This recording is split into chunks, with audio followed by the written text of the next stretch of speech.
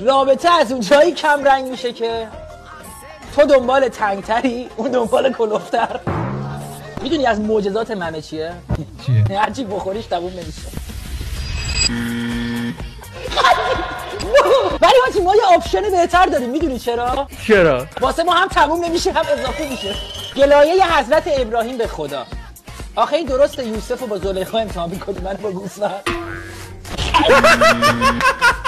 جعفر به 60 نفر تجاوز کرد. یا خدا. بهش گفتم مردی که چرا این کارو کردی؟ گفت یه جا خوندم هر کی روزه نگیره باید 60 نفر رو سیر بکنه. آخوندا یه جوری میگن لباس ما لباس پیامبره، انگار یزید هودی لش با شلوار زابطال میپوشید. وای چه جوری تو ابتدایی سوگن بعضیا دوست دختر دارن. من تازه راهنمایی فهمیدم دور دارم.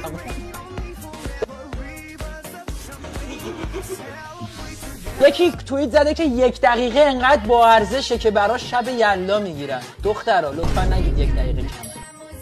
به خدا راست میگه. زیاد که لیلی به لالاش بذاری میره یکی دیگه لولو به لاپاش میذاره.